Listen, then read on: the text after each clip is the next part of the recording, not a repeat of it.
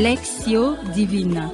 Lectio Divina. Lectio Divina, une émission pour méditer, prier et vivre la parole de Dieu au quotidien. Lectio Divina. Lectio Divina. Le se flétrira, la fleur se fanera, mais la parole de Dieu jamais ne passera. Chers frères et sœurs, chers jeunes auditeurs et auditrices, amis fidèles de l'émission Lectio Divina, bonjour. Nous allons méditer aujourd'hui au rythme du deuxième dimanche de l'Avent de l'année liturgique A. Et nous nous permettons de vous souhaiter d'ores et déjà un bon moment de parole priante autour de l'Évangile que l'Église notre Mère nous propose en ce dimanche. Nous ne pouvons qu'être heureux de vous atteindre par cette voie des ondes, où que vous soyez dans vos maisons, dans vos postes de travail ou dans les automobiles, afin de méditer ensemble le texte tiré de l'Évangile de Jésus-Christ selon saint Matthieu, au 3e chapitre, les 12 premiers versets. Ce moment, nous les vivrons avec un groupe de jeunes, garçons tout comme filles. Au micro, vous suivez Hervé Ngoy, et aux autres jeunes, nous demandons qu'ils se présentent aussi nommément. Michel Nzambi, Judith Sifa, Omer Diela, Gloire Kwetakwenda. Estimés auditeurs et auditrices, chers jeunes dans le Christ, dans ce studio, nous ne sommes pas seuls. Ainsi, nous vous signalons la présence de la sœur Ital Michi, fille de Saint Paul, et réalisatrice de cette émission, ainsi que la présence de notre fidèle ami Olivier Nguessé, qui assure la bonne marche de tout ce qui est d'ordre technique. Estimés auditeurs et auditrices, chers jeunes qui nous suivez de partout, avant de poursuivre notre Lectio Divina, invoquons ensemble l'assistance de l'Esprit Saint à travers un chant, pour qu'il nous guide et nous assiste durant ce temps de partage.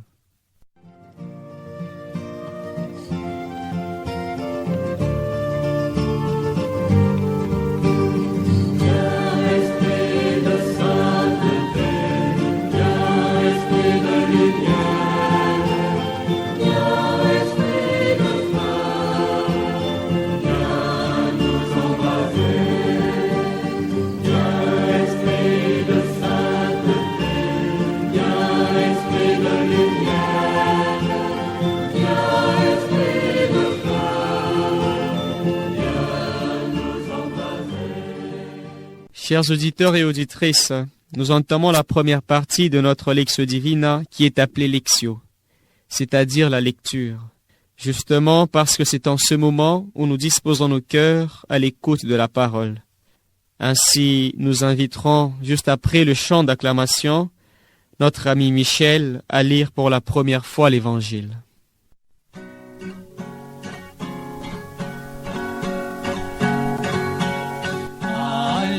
Alléluia, Alléluia, Alléluia,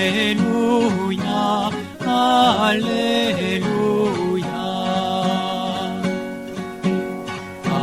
Alléluia,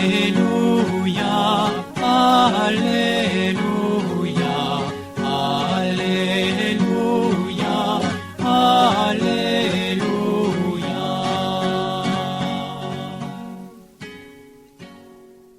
Évangile de Jésus-Christ selon saint Matthieu. En ces jours-là, paraît Jean le Baptiste qui proclame dans le désert de Judée: Convertissez-vous, car le royaume des cieux est tout proche. Jean est celui qui désignait la parole prononcée par le prophète Isaïe. Voix de celui qui crie dans le désert: Préparez le chemin du Seigneur, rendez droit ses sentiers. Lui, Jean, portait un vêtement de poils de chameau et une ceinture de cuir autour des reins. Il avait pour nourriture des sauterelles et du miel sauvage. Alors Jérusalem, toute la Judée et toute la région des Jourdains se rendaient auprès de lui, et ils étaient baptisés par lui dans les Jourdains en reconnaissant leurs péchés.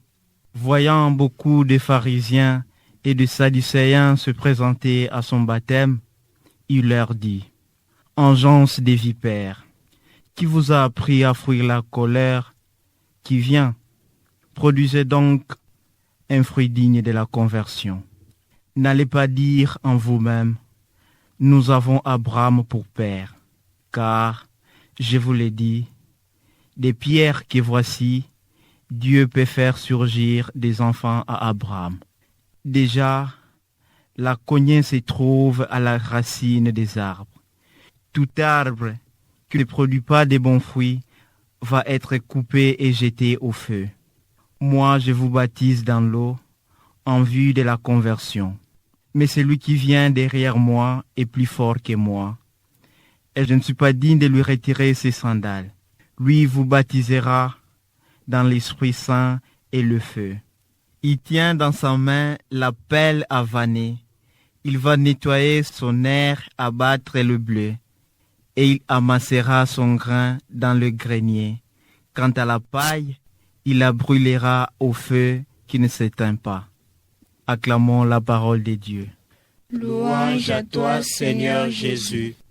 Chers auditeurs et auditrices, observons un temps de silence tout en méditant la parole, nous permettant ainsi de bien intérioriser cette parole écoutée. Cela se passait à Béthanie, au-delà du Jourdain.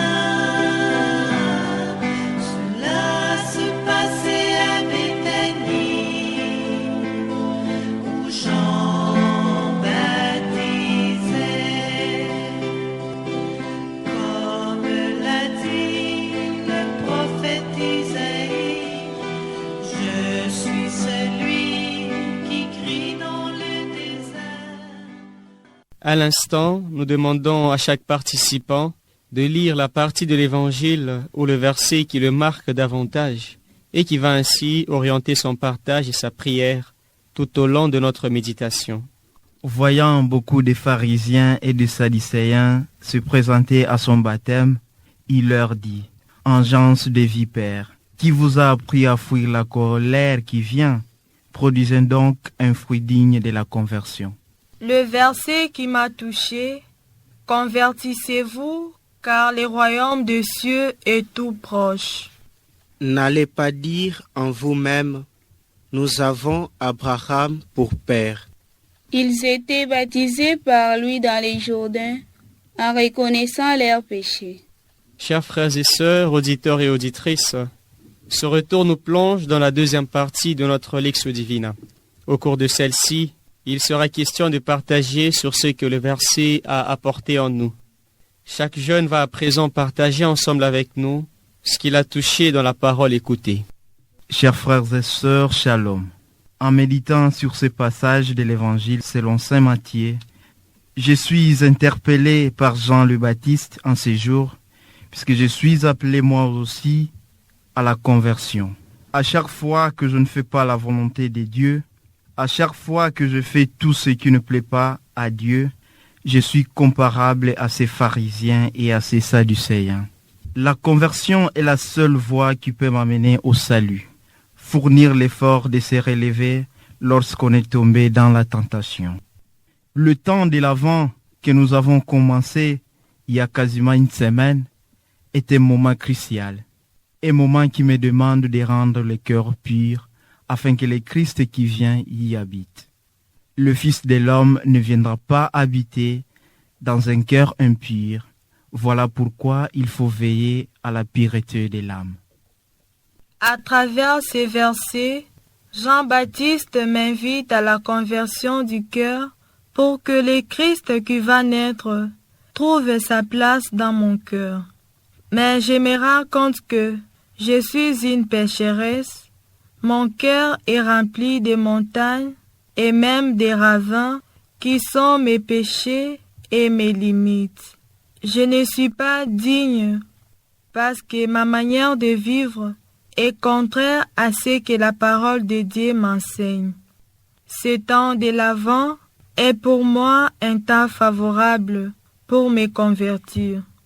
Je suis invité à imiter Jean-Baptiste car il est le modèle de l'humilité Et c'est cette vertu qui précède la gloire, mais plutôt de vivre dans la simplicité et l'accueil des autres. Dans l'Évangile, diverses leçons me font revenir à moi-même, mais je préfère en choisir une qui me paraît beaucoup plus manifeste ou remarquable. Il s'agit en fait de l'interpellation que Jean-Baptiste m'adresse par les biais de pharisiens et sadducéens qui s'est présenté à son baptême. Jean-Baptiste me dit, entre autres, « N'aille pas dire en toi-même, j'ai Abraham pour père. » Oui, les précurseurs ne se dérobent pas, ou il n'a pas tort lorsqu'il me l'interdit, parce qu'il m'arrive de profiter de mon identité, de profiter de mes prérogatives ou de mes fonctions pour en fait justifier un mal ou un comportement déplacé.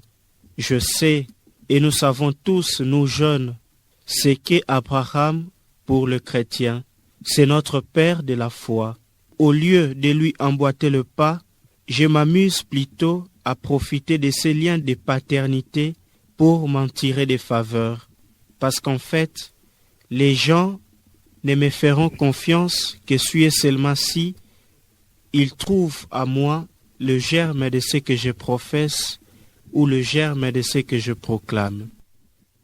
Ces versets qui placent sur le chemin de la conversion du cœur, qui passent nécessairement par l'humilité et la pénitence, coïncident bien avec les temps de l'Avent, qui est un temps de grâce dans ma vie chrétienne. Je suis consciente que des fois, je suis moins attentive aux besoins des autres.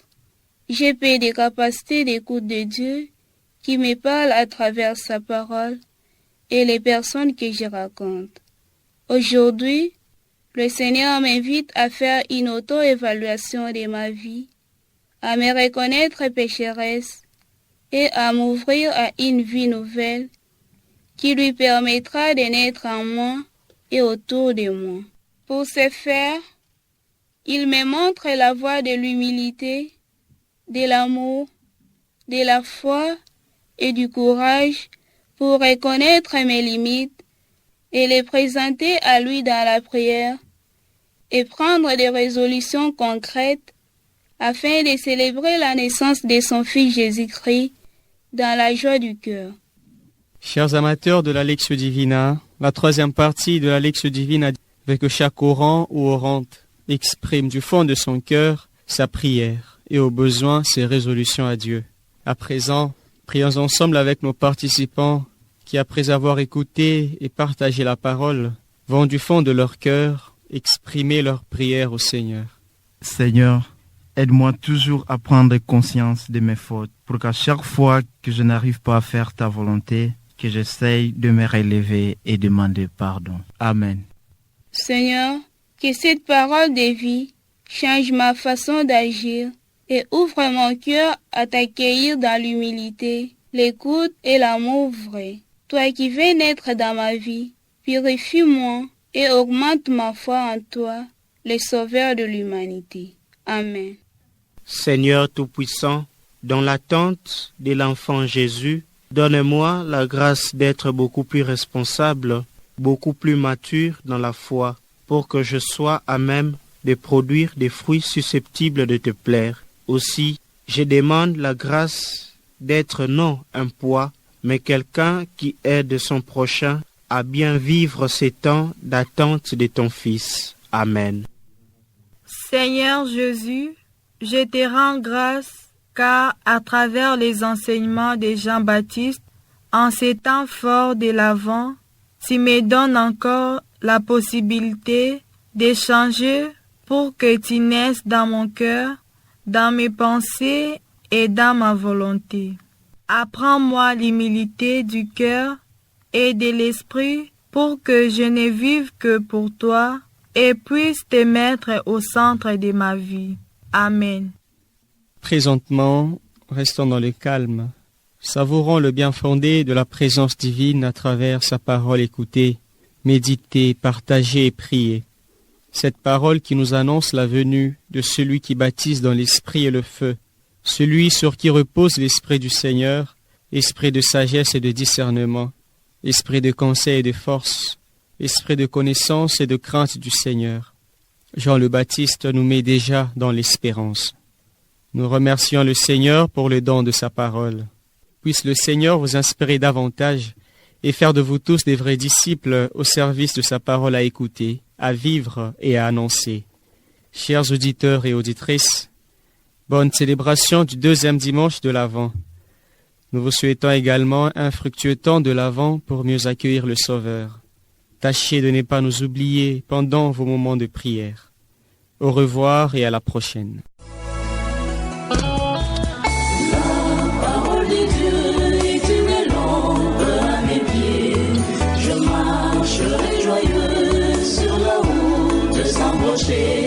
Lectio Divina. Lectio Divina. Lectio Divina, une émission pour méditer, prier et vivre la parole de Dieu au quotidien. Lectio Divina. Lectio Divina. Le vin se flétrira, la fleur se fanera.